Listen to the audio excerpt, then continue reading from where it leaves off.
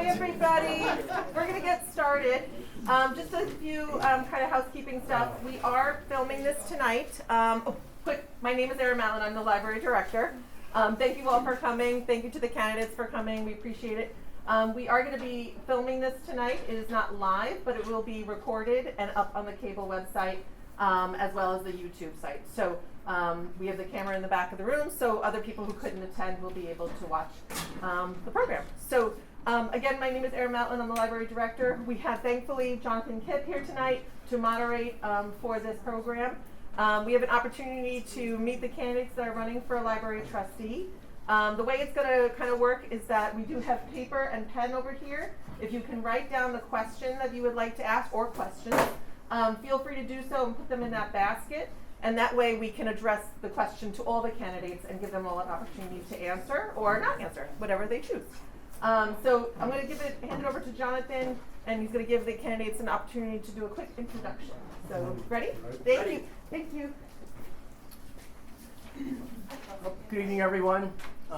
Pleasure to be here. Thank you to our candidates. As Erin said, questions will be, please put them on a piece of paper. Hopefully Erin will distribute papers and pens. And please address your questions in such a way that all candidates will be able to answer them. They're not directed to any individual candidate. And our time is limited tonight. I'm looking at the clock over there. The library closes at 8, so we have to be done at 7:45. Yes, I'm going to do a quick, is there just another Charlene Browning with parked in the handicap spot upstairs here? Anyone? Okay, there. Thank you. Okay. Sorry. Or a blue Mazda parked in the handicap. No, nobody's claiming the car. Thank you. Thank you.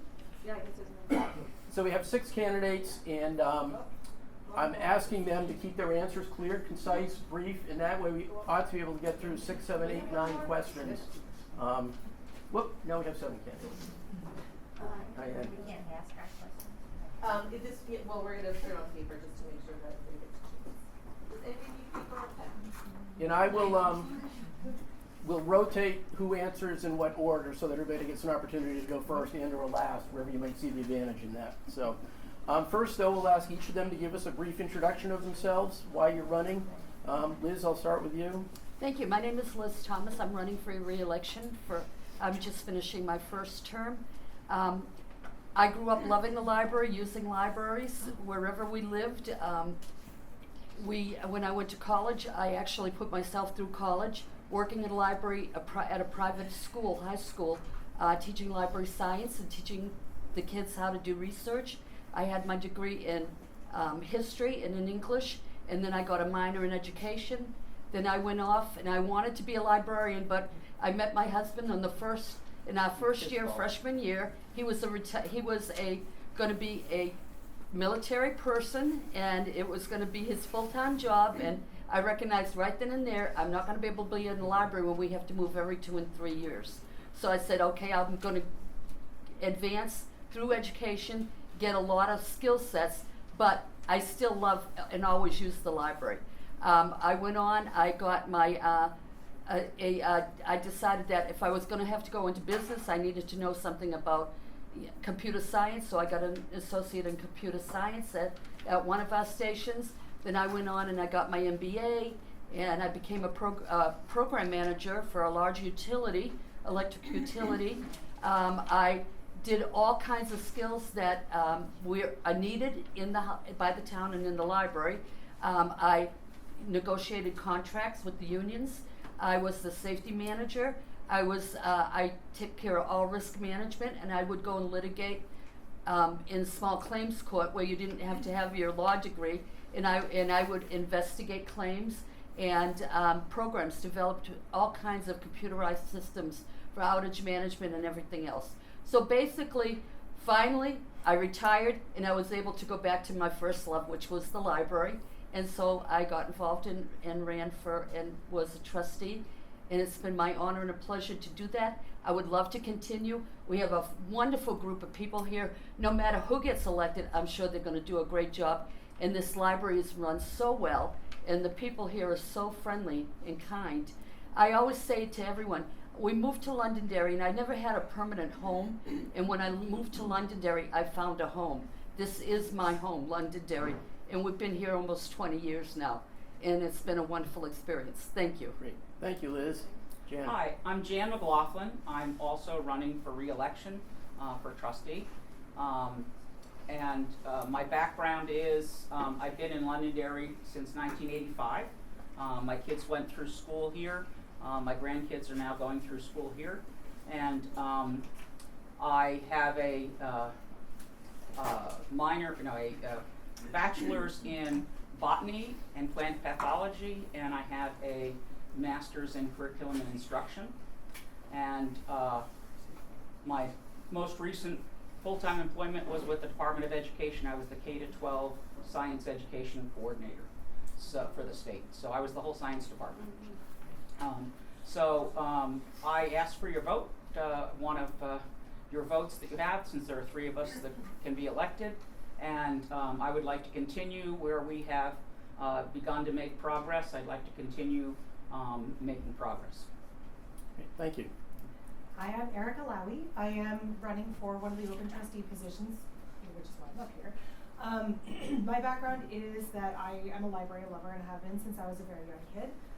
I find libraries to be an incredibly important community resource, and while I grew up in New Hampshire, born and raised in New Hampshire, as an adult I had the privilege of living all over the world, most recently in Colorado.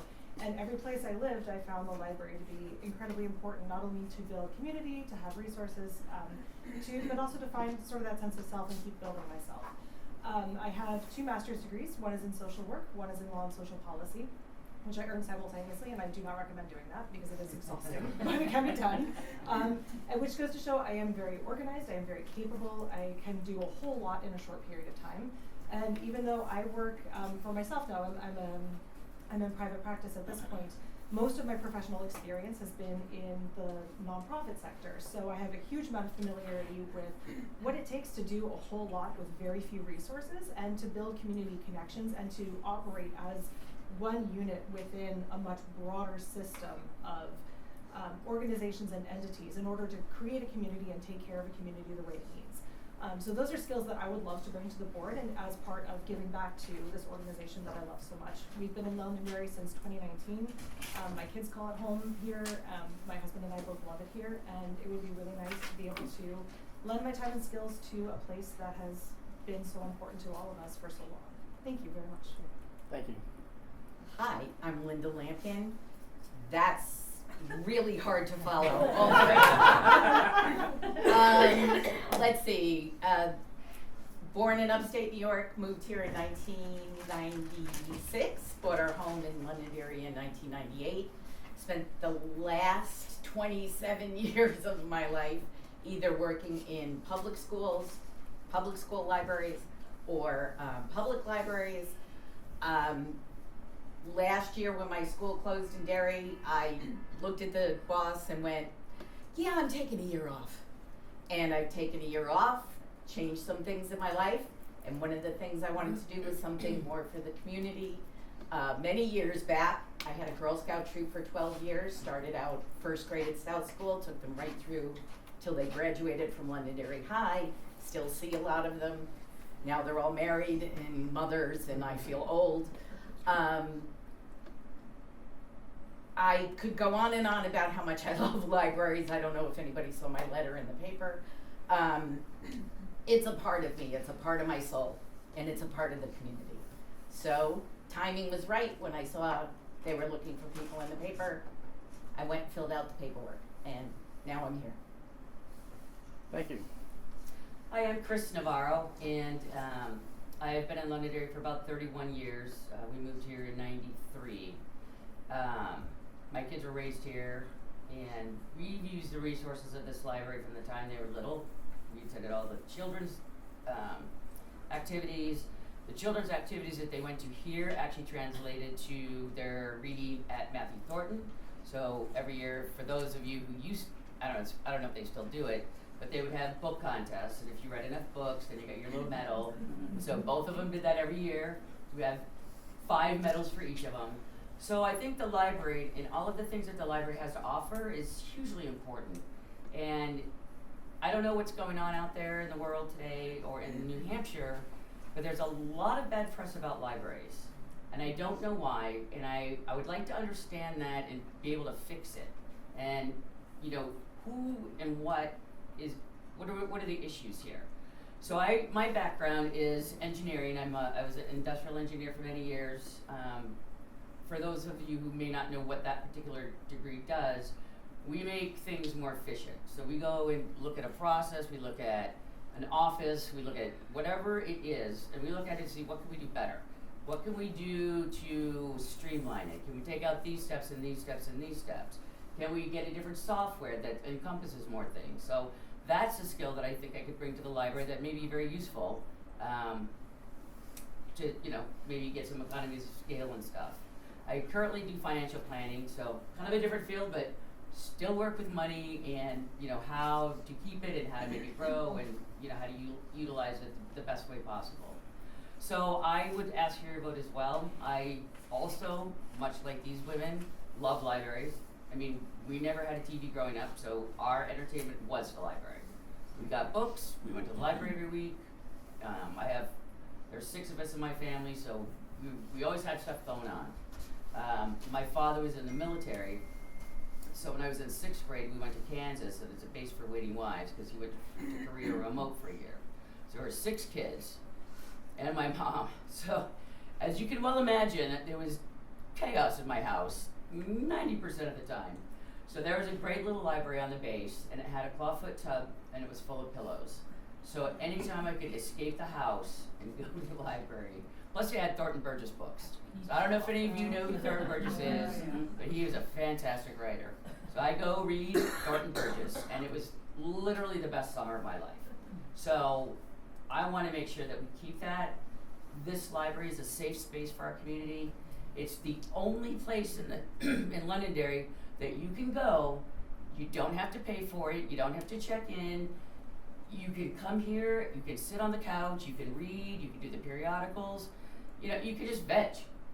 Doesn't matter what you do. It's a respite from the community, from the world, and it's a safe space. So that is why I'm running. Thank you. Maria. My name is Maria Barud. I'm originally from Poland. One of the places when I came to US, the library was the safe place where I could help with my English, learn with my studies. When I researched for college, I would spend time at the library.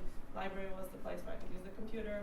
So I got so much from the libraries. I would like to give back now, and I'm volunteering locally at the library, Friends of the Library.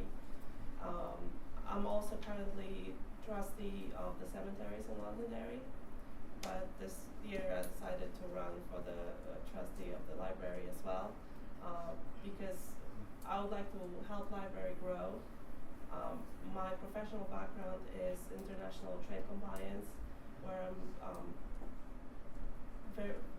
very involved with laws, regulations, and research. So I was hoping I could bring my skills here and research grants for the library, where we can help library grow, bring different programs and additional growth while not being a burden for taxpayers. So we can be fiscally responsible but still grow and make sure that the library stays open for everybody and people can come here and learn. I see so many kids from high school come here to their safe space where they can learn and have a sense of community. I have 3 kids in Londonderry schools who absolutely adore library. We come here often. Last fall we planted moms outside the library with my youngest daughter. She thought it was the best project ever.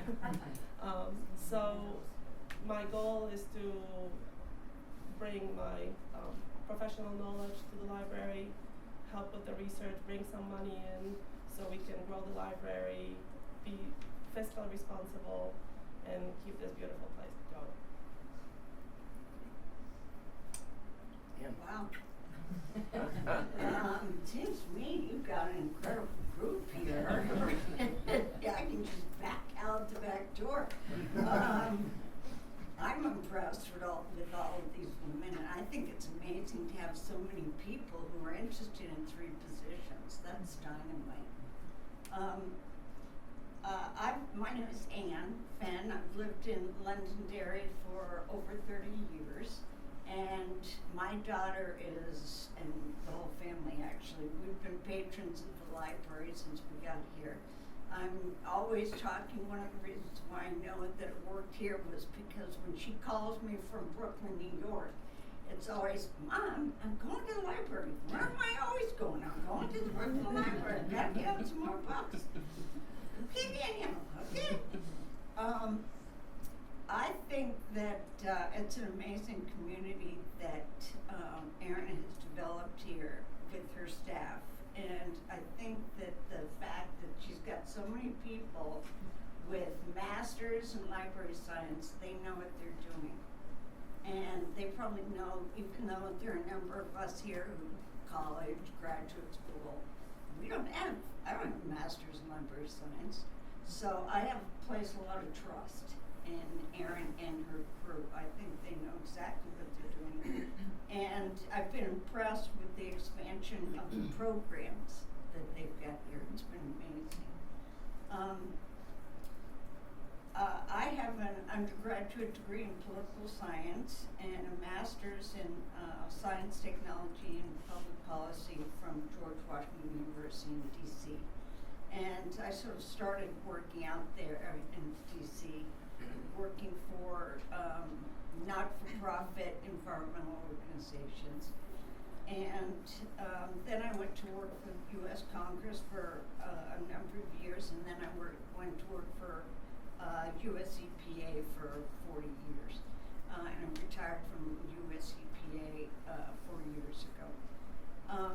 So I'm pretty familiar with federal, state, and local kind of government entities, and also the nonprofit world.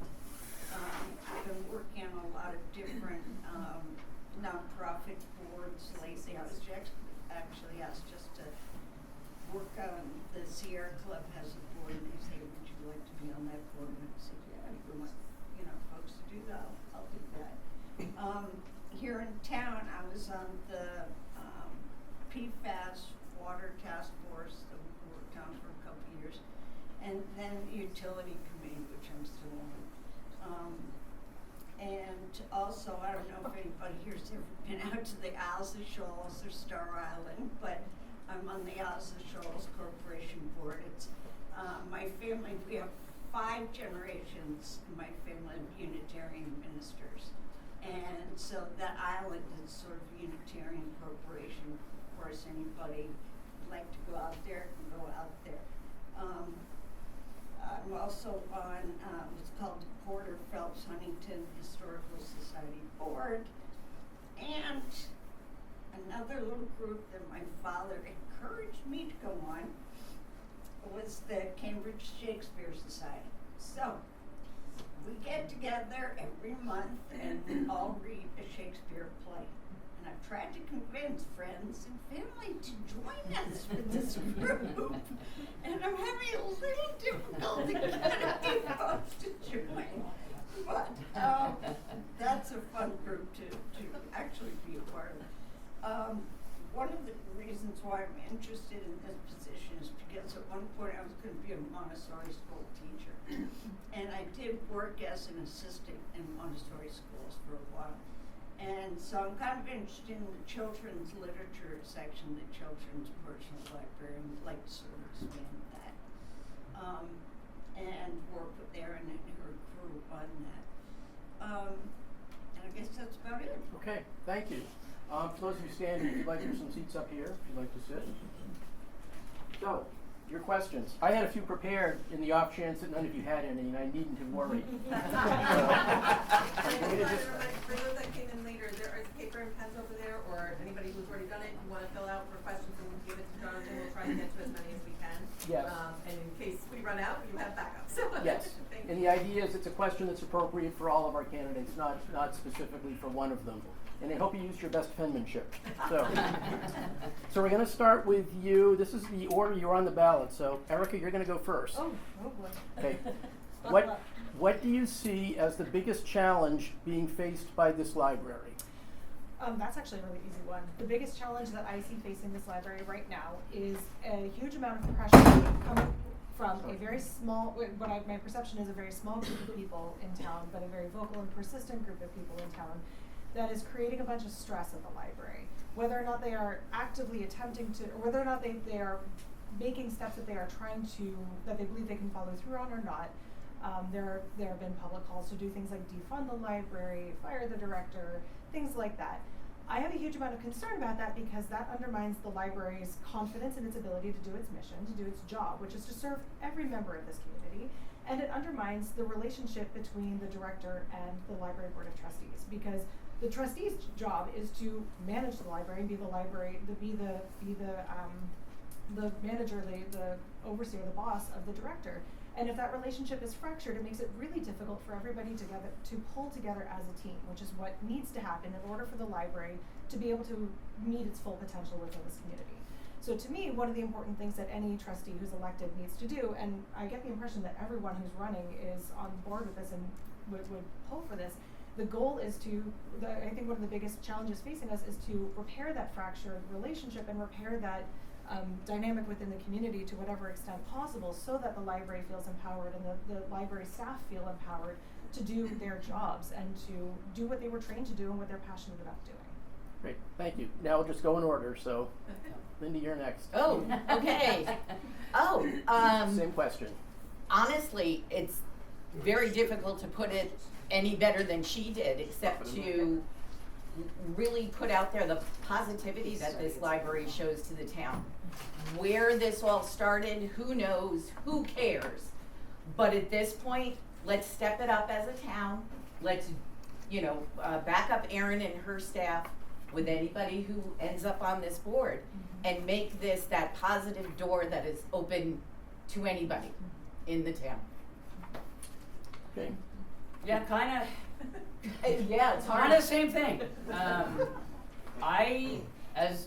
We all love libraries. We all want this library to remain as either as it is currently or better.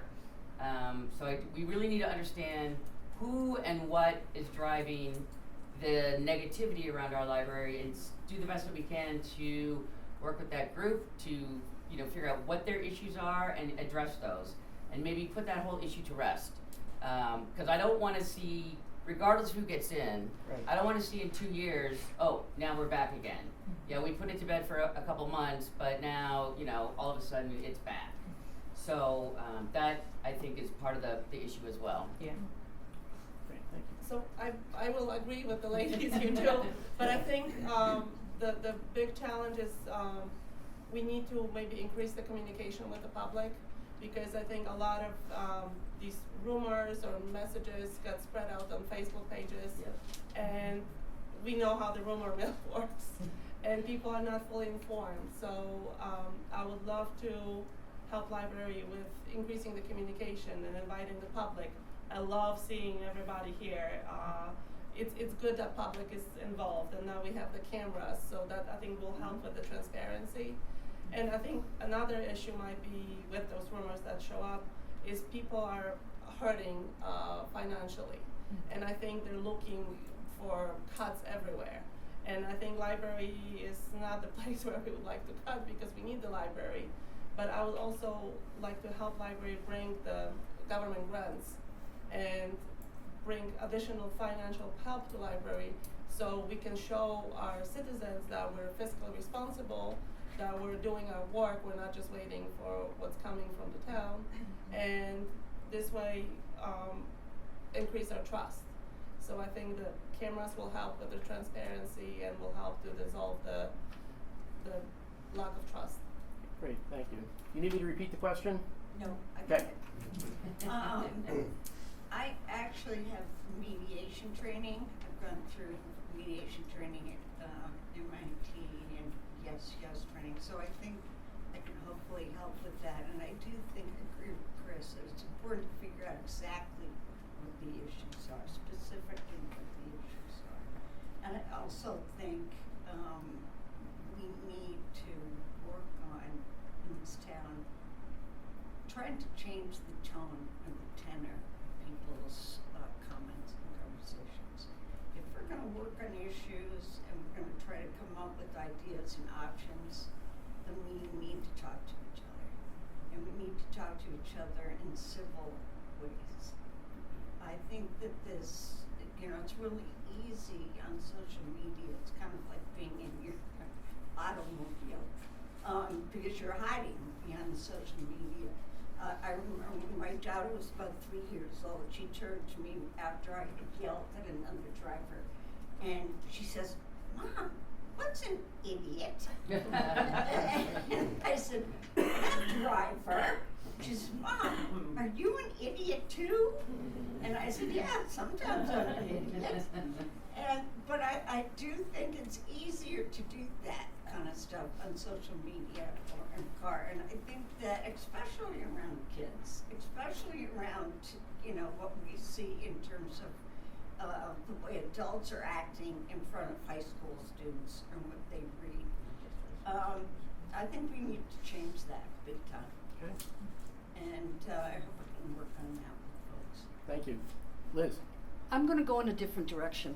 I absolutely agree with the ladies that there is a problem and needs to be addressed. But there are other issues. The big thing about a library is that it's a growing, thriving community that changes. And there are so many changes that have been with the internet and everything else, that in the last 20 years, a library doesn't look the same anymore. And you have to address your current customers, and you have to understand. So what we did as a board, we decided to go into a consortium of 13 other libraries in the area, okay? And we thought, we weighed the cost of it and stuff, but we were able to, by joining the consortium, every member of this community who has a library card can take out a book from any of the libraries in the 13 adjoining towns, can participate in their programming. Programming is wonderful. We offer it to all age groups, but it's also, sometimes it might be repeated programs. You can go out to other communities, Hudson, and all the communities around, and participate because you're part of the consortium. So you're actually you're giving a lot of more opportunity than if we were just stuck in this brick and mortar building. The other thing is that there's been misconceptions about the way that we budget. And the reason was, and we're working, and Erin's working, and we're working with the town to change the name of like a line item. Our line item says books and magazines. Well, do you know that's only a portion of our business nowadays? Every time you upload a book off the library, there's a charge for it. But there's no line item that describes that charge. So it all gets stuck into books and magazines. And then people say, how many books and magazines are you buying? For God's sakes, can't you cut back? We're not we're providing a service for people to be able to, from their home, access books and anything, other resources, and use them at home, okay? And so that's a big thing. But what we need to do is reevaluate. This library does not ever go over budget. They may go over budget on their book line, and they do. And it's like other organizations in the town, everyone ends up hitting the bottom line, but like it might be the overtime is off or something else is off. In this, we're a book business, so our book line is off. We are under budget. We always give back to the town.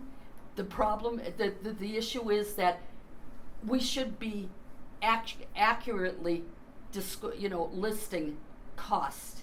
And so per line, our costs are not hitting it.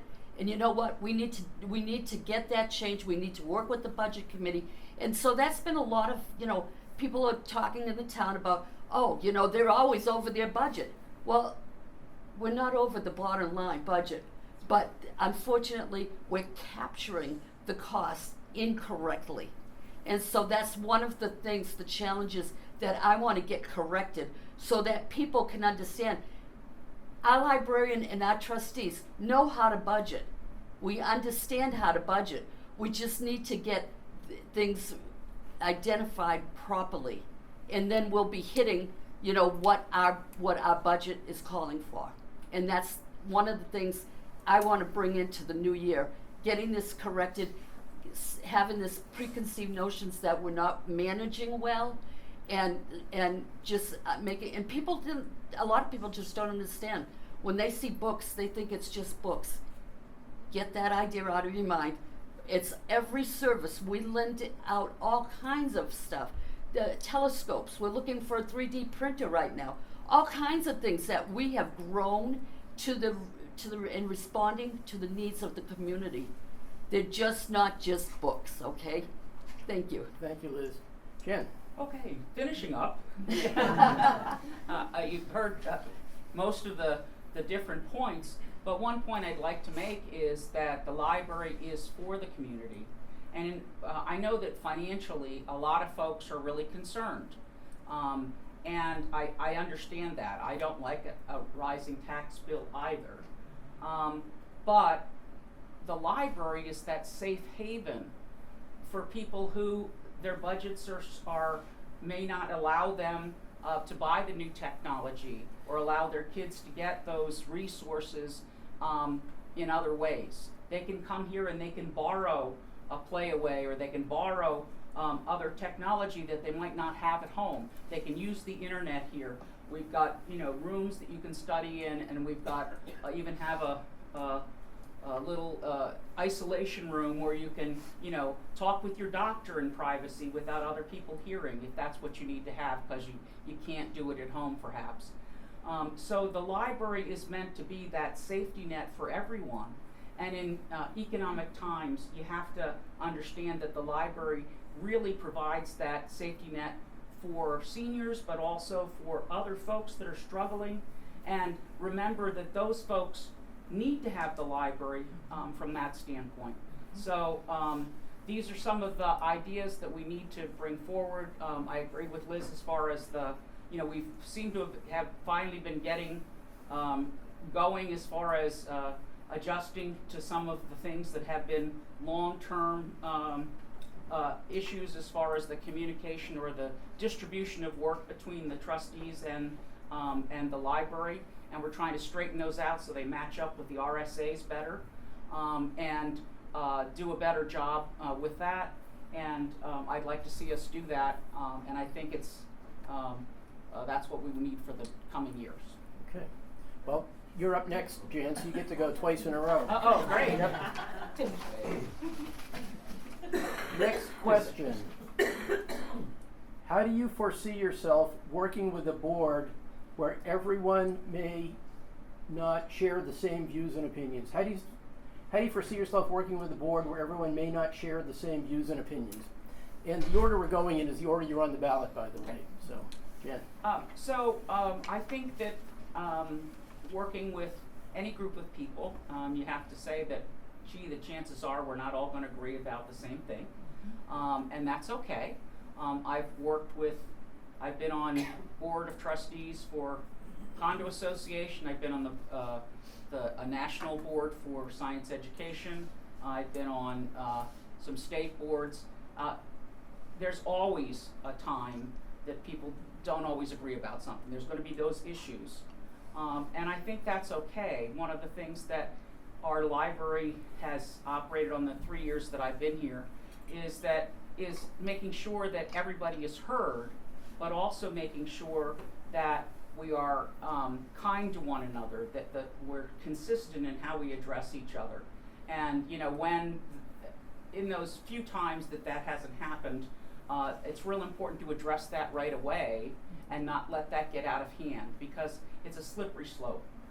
Just like the things on the social media, again, it's a slippery slope when you start getting, and well, I'm going to answer back, and I'm going to answer back, and it kind of gets into this who can say the worst things to each other, and you don't even realize it's getting that way. So I think it's real important that we're honest with one another, that we are able to voice our opinions, and that we're able to trust one another to be able to work together, because the whole point is the library. It's not about me, it's not about you, it's the library. So let's work together, and you just have to be honest about what your opinions are. Erica. So I actually disagree. It is all about me. No, I agree. I really love that. I think, in a similar vein, I agree. You know, when you have a group of people working together, you know that nobody is going to be all of exactly the same mind. That's not how it works, and we don't want it that way because that's not what represents a community. I think the benefit of a group like the Board of Trustees is that there is a code of ethics for the Board of Trustees, which is that, and then the basic premise of it is when you become a trustee, you are there because you support the library and you want the library to thrive. And if everybody is coming to the table with that mindset, even if we don't all agree about what displays should be had, how this money should be spent, you know, what these resources go to, if we're all coming in and saying we want the library to thrive, there is room in there for all of us to work together and compromise. And that involves respectful communication, that involves being willing to listen and being willing to have the courage to stand up and advocate for your own viewpoint. That involves being willing to have those difficult conversations at the end. But ultimately, at the end of the day, knowing that what everyone needs to do is work together to come to a solution that everyone finds appropriate and acceptable. I mean, if anyone else has ever seen Stranger Things, the phrase "halfway happy" for compromise, I think, is a wonderful way of putting it. You might not get exactly what you want out of there, but at the end of the day, if all of us are there with the same goal in mind, then we have something we can work together on, and we have something we can pursue together. That's my take on it. That was very good. You know, I need you to follow me around. Yeah. Hi, America. We can do that. We need I love everything you both said. I agree with it. I love the fact that there is a uneven number of people on the board. You're not always going to get what you want, but you do have to learn to compromise. I spent 9 years working at Moose Hill as their librarian, so I learned about compromise a lot with the kindergarten. But also, we have the great asset of the director, who is there, and we can listen to her. And for someone who hasn't spent their whole life loving a library or being in a library, I'm just going to pull this up because it was recently in the paper. Furniture, buying furniture for a library is not like buying furniture for your house. I know that because when you go through these catalogs and you look at one chair is $375 and you're like, what? I can, buy a whole living room set for that. Used to be, not now. There's reasoning behind that the average person doesn't realize. There are guarantees that come with that furniture. If that furniture falls apart, if someone gets hurt by that piece of furniture somehow, these are things that we can rely on our director, we can rely on the library staff. And if we all can work together, we can all get what we want with little tweaks here and there.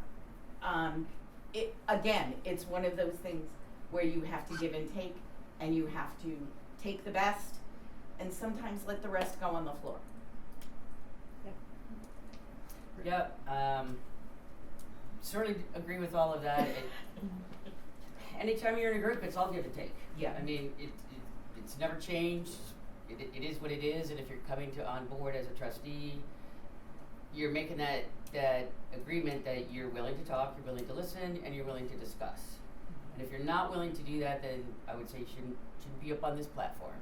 So that's kind of my take on it. Maria. Well, it's hard not to argue with the ladies. So I'm always trying to be a mediator in conversation in my daily meetings with the team of 8 people. I always find myself as a mediator, a negotiator, trying to find a compromise, because when you have several people with different opinions and money's involved, it's really hard sometimes to find common ground. But what I would like to try to do, and that's what I do at work, I always try to listen to different opinions. First, listen to different opinions and the reasoning behind it, because the reasoning may be emotional because of the past experiences. So it's always important to get that into account. So listening, compromising, and talking with everybody, and and then finding the best goal, best result for the library and for the community. This Yeah. is great. Because I agree with all of you here. I think part of the problem is that when you're in group sessions or group, sometimes you get into a thing, oh, is that person really well-intentioned? You know, as you said, what's behind that comment?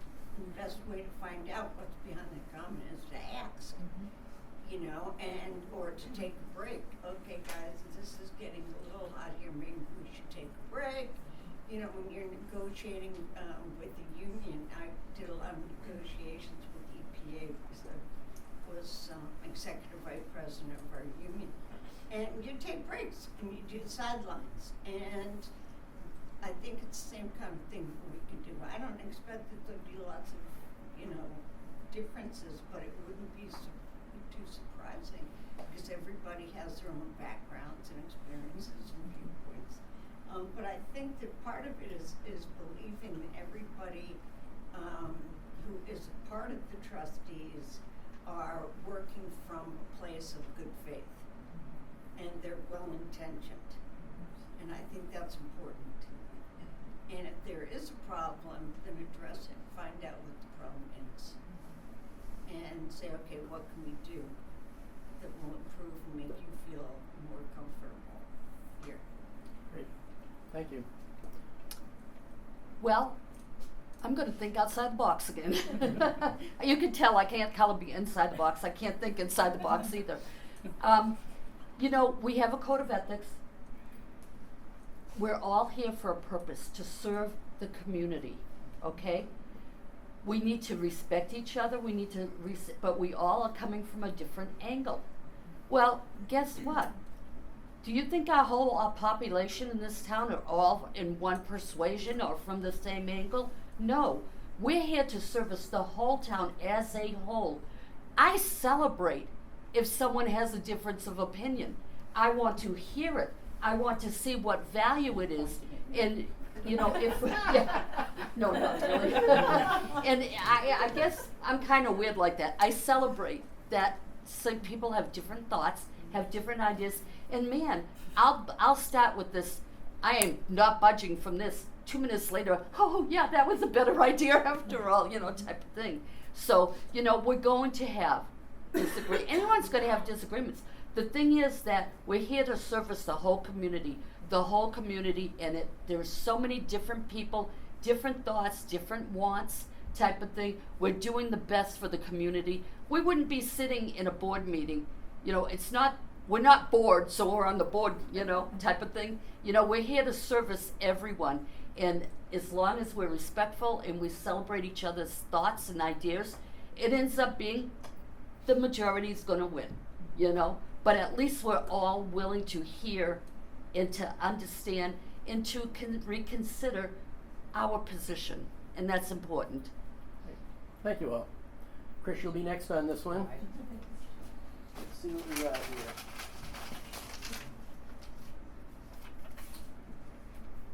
Do you feel that parents or guardians of minor children living in the same household should have access to know what books their children are taking out of the library? Yes or no? You need me to repeat that? So yes or no only? No description of why I think that? No qualifiers. That's a little problematic. No qualifiers. It's not going to take a minute, right? Yeah. Should parents or guardians know what their minor children Minor. are taking out of the library? No. Okay. And so no, can I expand a little bit? A little bit? If your children are at home with this textbooks or whatever books they've checked out of the library, if you don't know that, you need to start paying attention to what your kids are doing. The library is not responsible for making sure they know what their children are doing. So that's why I would say no. Okay. Were you clear on the question? Yes. Okay. And my answer is yes. Parents should know.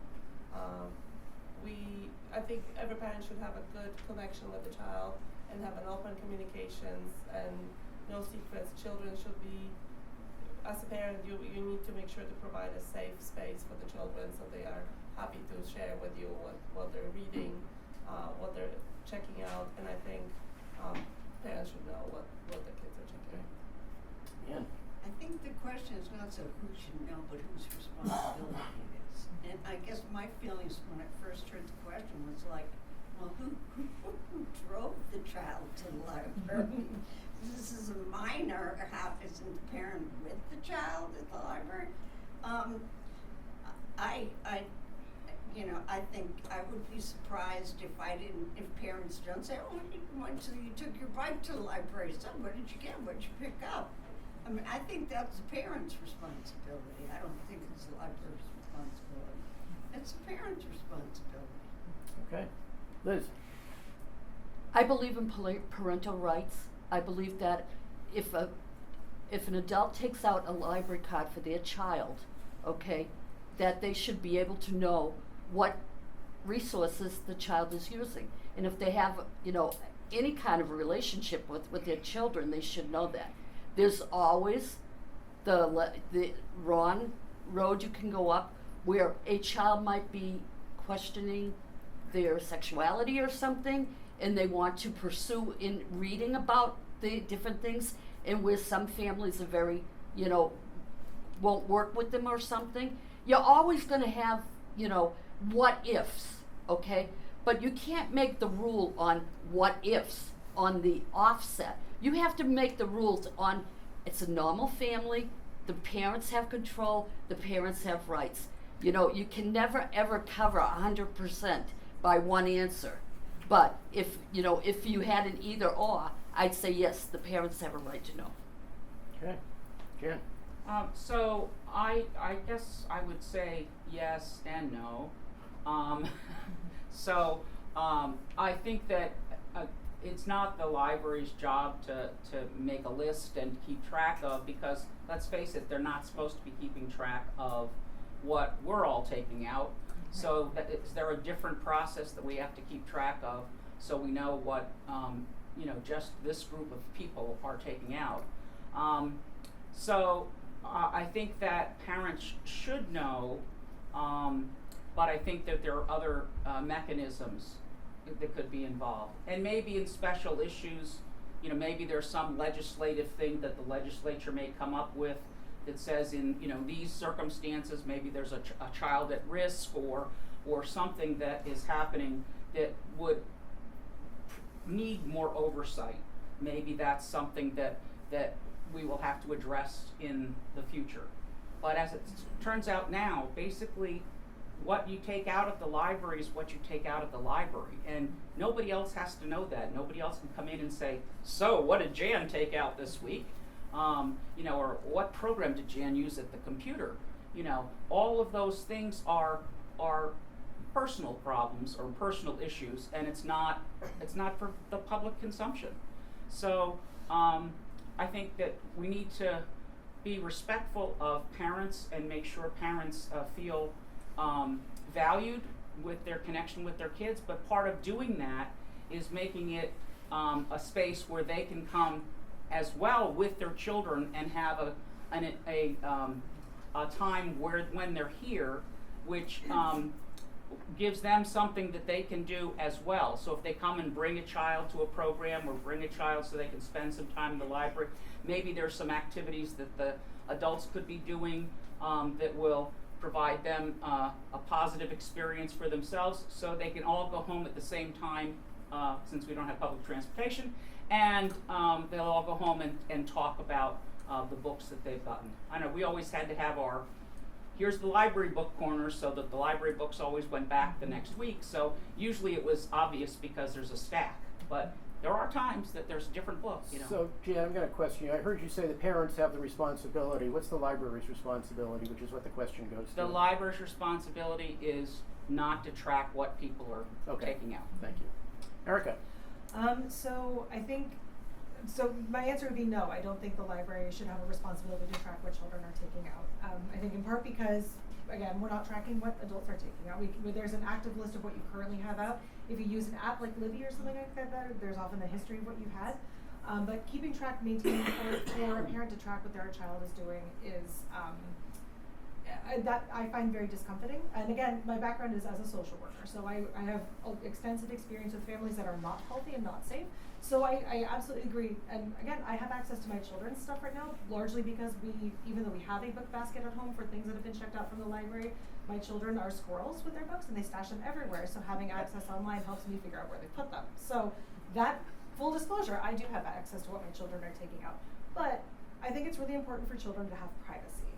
Just like adults, children have questions, and we often think about, oh, is it questions about sexuality? That's fair, but there's also ideology. Children have questions about religion, languages, cultures. They have questions that they want to answer, and they're not always ready to work that out with an adult in their life. And I don't think that's pathological. That's not unhealthy. That's just sometimes we need to do that. And one of the nice things about the library is because it has so many resources where children can do that with resources that are appropriate. The children's room is full of great resources for that. The tween area is full of great resources for that. The adult area is full of great resources for that.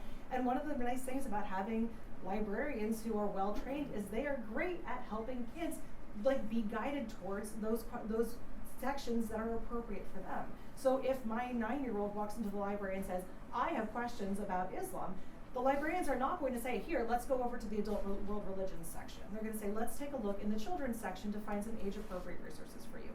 So my answer is no, also because I trust librarians to help kids make those choices.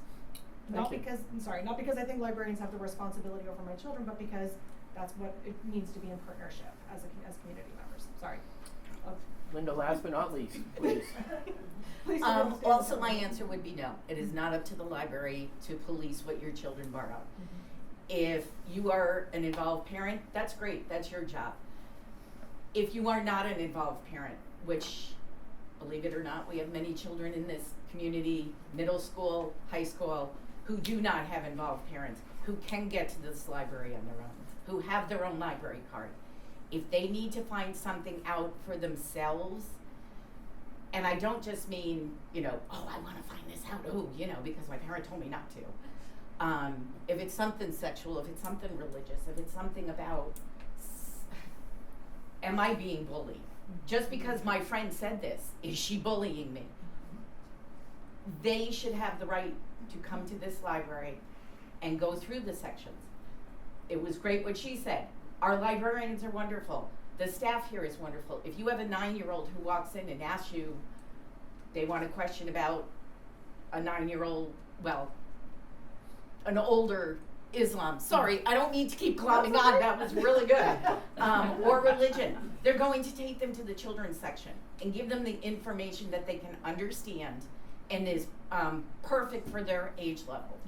If they are a middle school student, if they are a high school student under the age of 18, the librarians are going to take them to that section or show them where that information is. And they're also not going to stand over their shoulder. Maybe if they're a 9-year-old, yes. But if they're a middle school student and they're a high school student that got up the guts to come in and ask, our librarians and staff are not going to hang over their shoulder. They're going to give them the information. They're going to give them a nice place to sit and read it.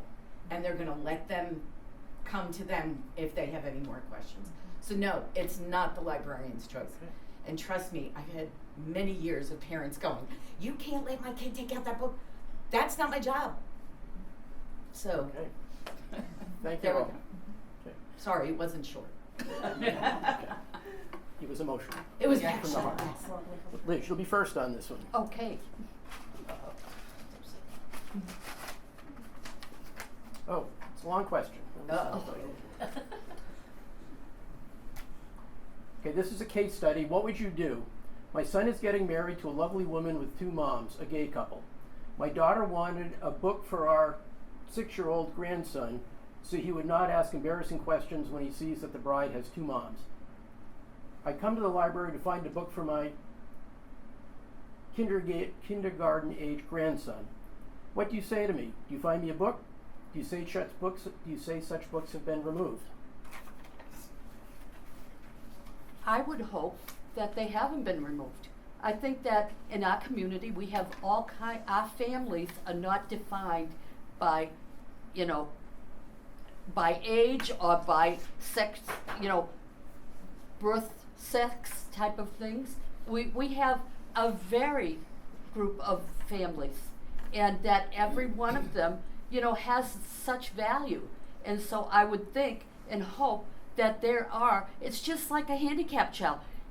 If there's a handicapped child, when they go to the library, they want to read that there's other handicapped children, that they're not different, they're just, you know, not the same as others, but there's people like them. It's the same way as I look at sexuality or anything else. You know what? The world is what it is, and people should celebrate with what they have, with what brings them joy, and it would be nice for them, for books to be available for even young children to understand the value of, you know, something like that. I'm going to tell you, I have friends that are married, same sexual, okay, and you know what? They have adopted children, and at the beginning, at the first time I heard that, I said, they don't have a real mother or a real father. Let me tell you, they took these babies out of China who had no life, who had no future, and they loved these babies, and they thrived, and they've become beautiful young women now. Why shouldn't we celebrate something like that? Really, with the gist of the question, James? Yes. Okay. So I would not tell them that the book is not available at our library. I would hope that we do have books on a variety of subjects, especially that which can help families explain other situations to kids. Just because I may not have a friend that has two moms, so I can't expose them ahead of time, maybe they need to be able to read a book. Or maybe we need to read a book together, obviously, would be the best thing.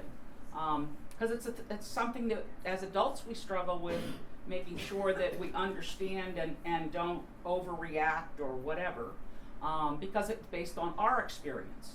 So maybe there wasn't that book, and there wasn't that book when we were kids. So to have the resources available, you know, this isn't a big let's ban all the books and do whatever. This is more of a let's get information in people's hands, and remember that, you know, we're all need that resource, and that's what the library is meant to be. All right, so first, I know for a fact those books are not taken off the shelves because I have checked them out. They're awesome books, and yes, they have them in a variety of developmentally appropriate stages and sections of the library. So once again, we're not going to bring this 5-year-old over to the adult sexuality section because that would be wildly inappropriate. But there are books available that are appropriate for those children in the children's room, and I trust the librarians to guide them there.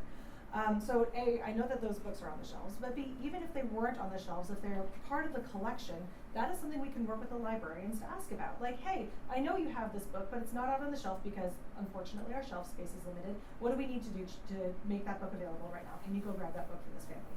And if the library here doesn't have that book, again, we're part of the GMILKS consortium. We've got, 13 other libraries we can connect with? So regardless of what our individual library has at any given moment, we would we'd be able to find resources for that family, and yes, we would find resources for that family so that they could celebrate the upcoming neutrals, because that's really exciting.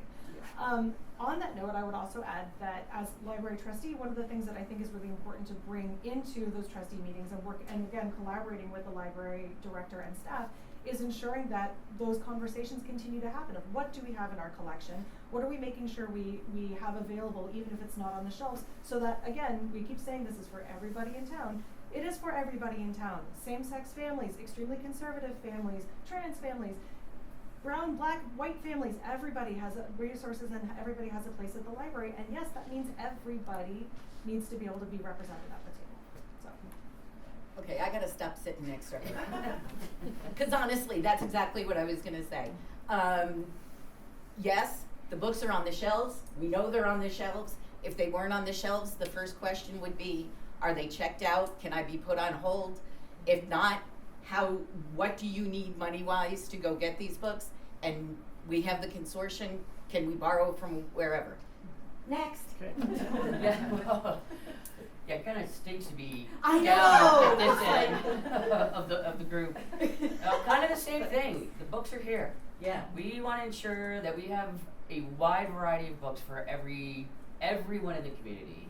I don't believe in any type of, book banning or selection because somebody doesn't like it, somebody does this. So, yeah, for that 5-year-old, we got the book. You can take the book, enjoy it, explain it. Everybody gets to understand what's happening. Move on. Maria? I mean, I'll agree with that. The library should be a place where everybody can find something for themselves, information that they're looking for. So I'll be happy to help to find the information they're looking for. And I think it's important that library has all kinds of information for different religions, different points of view, political views as well, different economical views. So I think we need to make sure that library has resources to provide that information, and make sure as a trustee, make sure that all the voices are heard, that if we're lacking some information at some point, we can add it. I actually had a situation last year where my kids were looking for Tuttle Twins books. These are great economic books for kids, and I couldn't find them here, but we donated them to the library, and graciously they were added to the collection. So now the kids can go and find it as well. So I think if you come to the library, you should be able to find everything you need, and library can help you with that. Okay. Let's see, how do I approach this? I think there's a tendency to be focusing on, tend to put people and viewpoints in political boxes. And I think particularly sort of on the left of progressive folks who are conservative get very upset about books that they perceive to be too progressive. And I think folks who are on the left get a little concerned if they feel we've got too many Ayn Rand books. And, there's got to be a variety of books. And you get into trouble when you try to ban books. My cousin, who's no longer with us, wrote a book called Annie on My Mind, which is sort of a classic book now. I love that book so Nancy much. Garden was her name. And when she first wrote that book, there were no books out there for gay teenagers, 0. And she ended up having conversations, emails with a lot of these kids, and it just kind of, for these kids, it was like, oh gosh, it's okay, it's all right, I'm okay. And I think that there's no need to ban books. There's no need. Now there's discussion about Julianne Moore's book about a child who has freckles, okay? And apparently there's this move to ban no. Come on. I mean, really?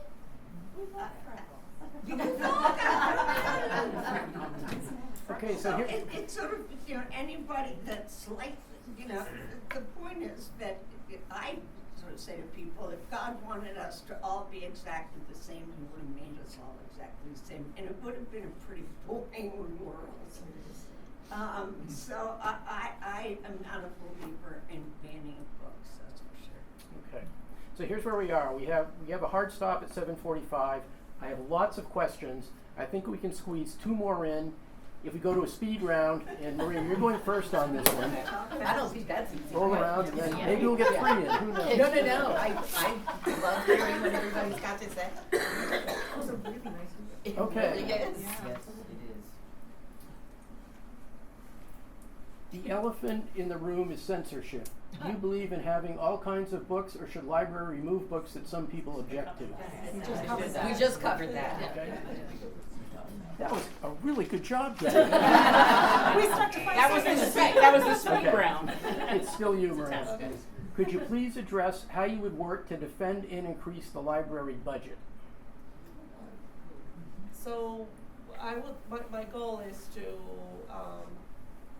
help and bring grants to the library, because we have a lot of money available out there, and I'm currently working with the Friends of the Library to fundraise and bring the funds for the library, so we don't have to burden our taxpayers with increasing the budget. However, I think we need to take a good look about balancing our budget. I've noticed that we had some places spend more, some lines spend less. So we just need to make sure that it's all balanced and that we take a good look at past 4 years, make sure where we spend more, maybe increase some lines that were needed more financial spending. So we just gotta, I would like to take a good look at it, make sure that we have finances for everything to cover everything that's needed, that our workers are paid because we have a tremendous amount of good workers here at the library, and I know library needs additional staff, so we definitely need to take a good look at the library, make sure it's all balanced. Great, thank you. Yeah. I think if we can get those grants, that's terrific. I think it's gonna be tough in the next 4 years to get any type of federal or even state grants, because the states get their money from the feds. And if we can do it, dynamite, let's go for it. I also feel that the library shouldn't be the lowest on the totem pole. I really do. You know, if we can spend a ton of money for a new fire truck, you know, a ton, and it takes 6 months for it to get to us, can't we figure out some way to give some additional money from the town to the library if we need it? Okay. So I don't have a problem if we need to shift things around a little Okay. bit. Remember, the question is to defend and increase the budget. So Liz, you're up. I would say that, you know, people talk about grants and stuff. During COVID, there was a lot of money, federal money for grants. You're not gonna find that kind of money available today, okay? I think we really have to look at the town and look at the expenses. And we have to, you know, today, right now, the economy is not good. We all know that. You know, we have to tighten the screws at home and say what's good to have and what's necessary to have. And I think that's gonna come right down to the library. There's some things we would love to have here, but is it necessary? And I think really what we need to do right now, because of the town situation, because of people who can't pay their taxes, because it's gone up so high, we need to be sensitive to that. We have a beautiful library, we have good services, and now we even better through gym meals, but there gets to a point in time where we're not gonna be able to provide every single service that every single person wants. And that will come in the future. But right now, recognize where we're at today, and I think we can't keep going to the well, you know? Once the well dries up, it dries up. So we're just gonna have to live within our budget and make hard choices like everyone makes at home every day. Thank you. Jen. So, the way I would do it, we need to spend more time outreach from trustees out to the community and make sure that they understand some of the aspects. Like we were talking about spending $400,000 for a fire truck. Not to pick on the fire department, they're wonderful people. But we could get $400,000 for a fire truck, but we can't get chairs that don't break for our children, okay? That to replace 20-year-old chairs, you know? So those are kind of, we could spend $450,000 for 2 police officers, so that's $225,000 per police officer, or we could budget $120,000, that's salary as well as benefits is for the police officers too, for someone who's got a master's degree and can work with our children and our library to select appropriate materials for our children. You know, gee, maybe we should be paying them a little bit more so we could get other people or, you know, whatever, but we've got great people here at the library. We have to put that forward. We also run into problems when we start the budgeting process, when we start going to committees where they look at the budget and they say, oh, you can't increase that line. And it's like, well, wait a second, you're telling us that we have gone over that line the last 4 years.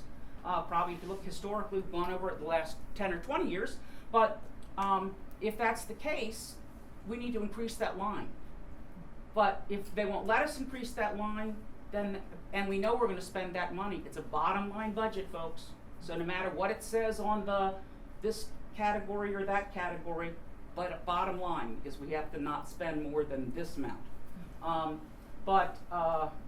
to have the word out there and to be able to bring the information out to the public about what really happens and what the real needs are.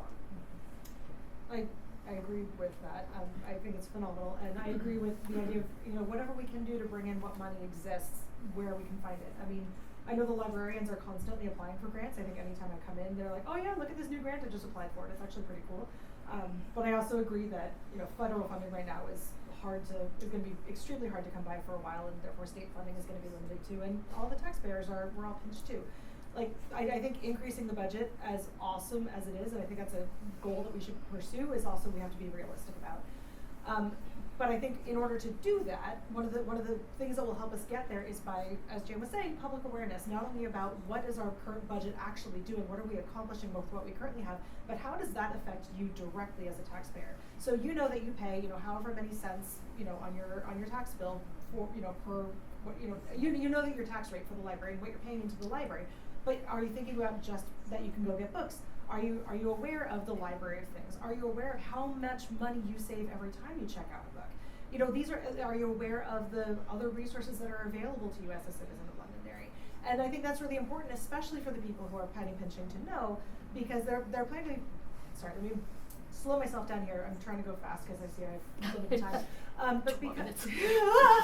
But because there's so many of us who are aware that the library exists, but we don't know the full extent of the services that are available to us and the opportunities that are available.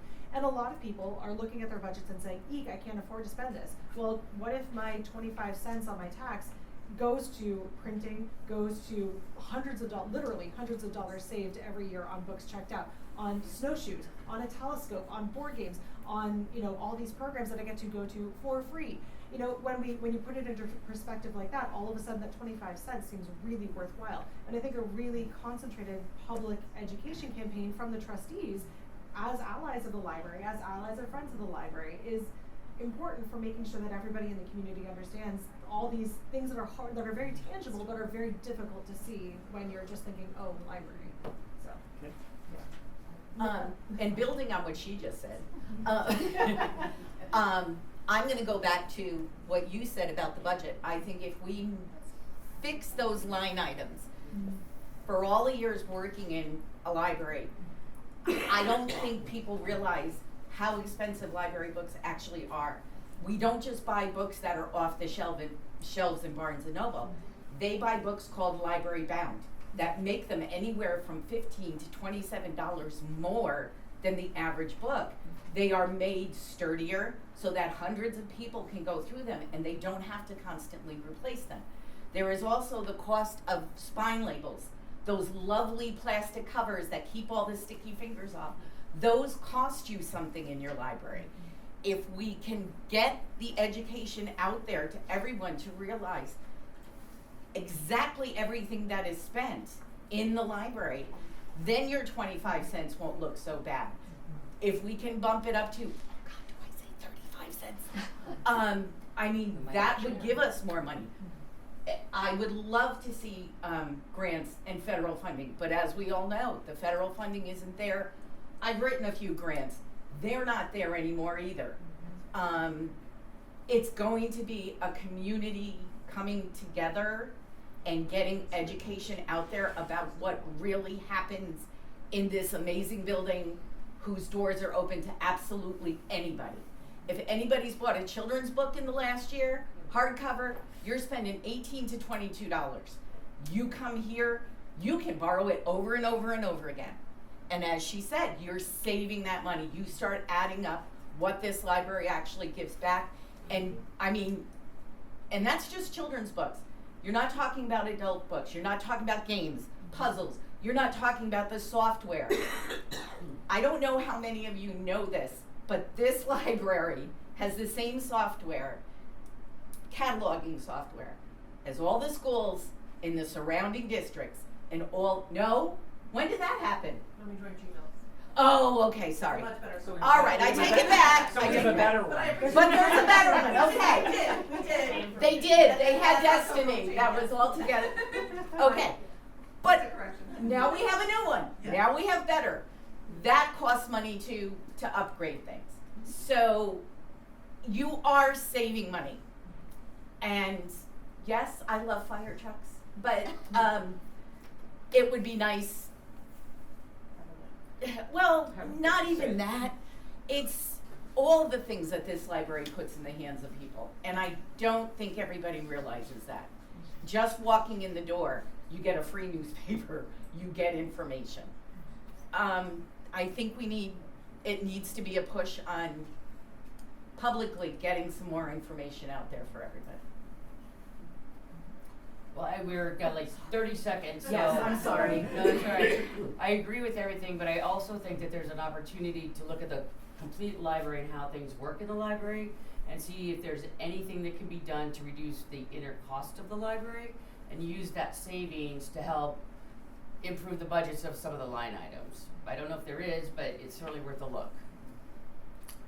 Thank you. We've reached the end of our allotted time, and we have a lot of questions left. I apologize for not going to get to them all. From my perspective, we have a group of passionate candidates who I think care deeply about our library, and I know it's going to be a tough decision for me. But from me, thank you all for coming up here and being willing to answer the questions. Erin? Yeah, so I just also want to thank you all for coming tonight. I appreciate it. I know we have one candidate who's on the ballot and was only able to attend. I think some of you might be also doing the view with our town clerk who's here tonight. Thank you. So that's another opportunity to share your thoughts and things.